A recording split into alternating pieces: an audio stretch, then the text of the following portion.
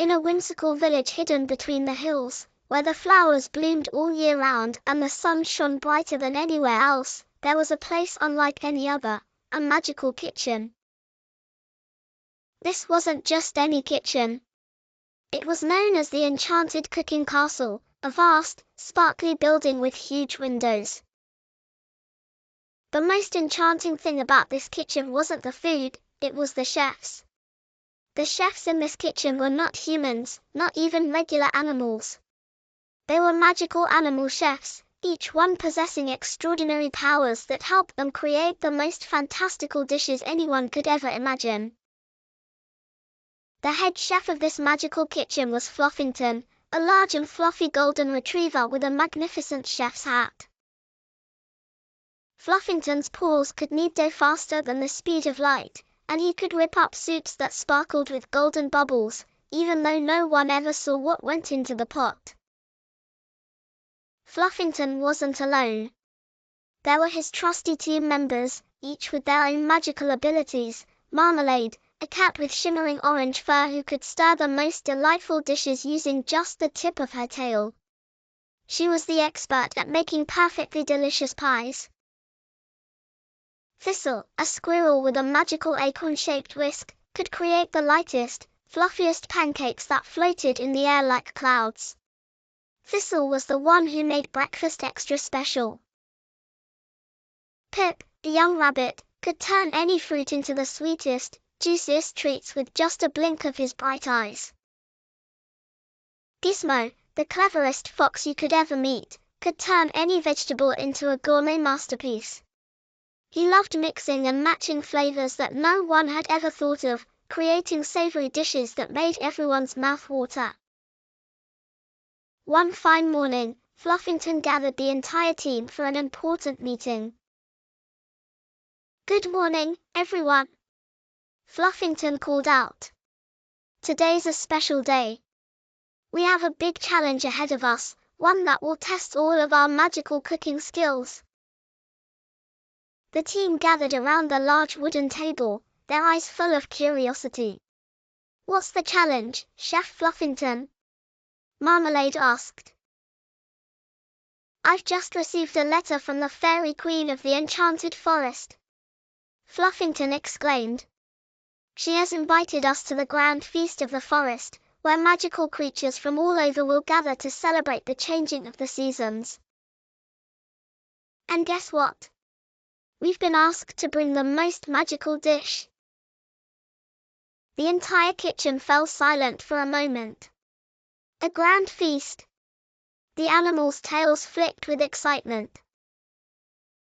"We need to make a dish that's never been seen before," Fluffington continued. "A dish that will amaze the Fairy Queen and all the guests.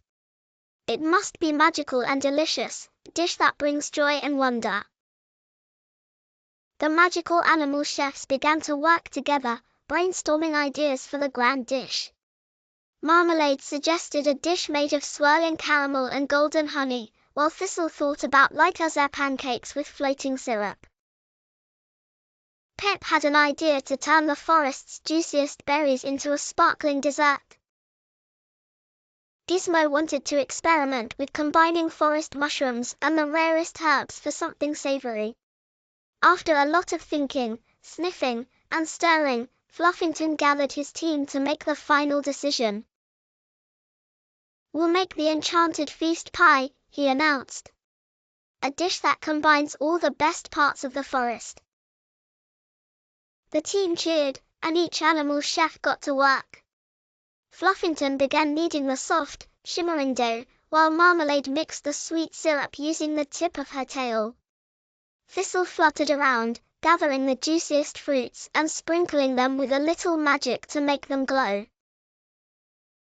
Pip, with his sparkling eyes, transformed the berries into an extra sweet filling, and Gizmo carefully added herbs and seasonings to make the pie just right. The magical oven hummed with life as the Enchanted Feast Pie began to bake, its smell filling the kitchen and spreading across the village. Everyone who passed by could smell the delicious scent, and soon, animals and villagers alike gathered outside, wondering what was going on. But just as the pie was nearing completion, something unexpected happened. A soft, gentle wind blew through the kitchen, and suddenly, the sky outside grew darker. The sound of hooves echoed, and the team looked out the window in surprise. "Who's that?" Thistle asked. "I think it's the Moonlight Stallion," Fluffington said in awe. The Moonlight Stallion was a majestic, silver horse who traveled the skies on the nights of the full moon, carrying magical creatures across the stars. The stallion trotted into the kitchen, his glowing mane and tail shimmering in the light. "Greetings, Chef Fluffington," he said. "I bring an urgent message from the Fairy Queen." Fluffington's tail wagged with excitement. "What is it? Is something wrong?" The Moonlight Stallion nodded, his eyes glowing like stars. "The Fairy Queen has heard of your dish, and she is eager to taste it. But there is a problem. A great storm has approached the forest, and the grand feast may have to be postponed. If the feast is delayed, you must find a way to deliver the dish to the Fairy Queen in time, or the magical creatures will miss out." Fluffington's ears drooped, but only for a moment. "Don't worry," he said, his voice full of determination. "We won't let the storm stop us. We'll deliver the enchanted feast pie no matter what." With that, the magical animal chefs quickly prepared the pie for its journey. Marmalade used her tail to seal it in a magical box.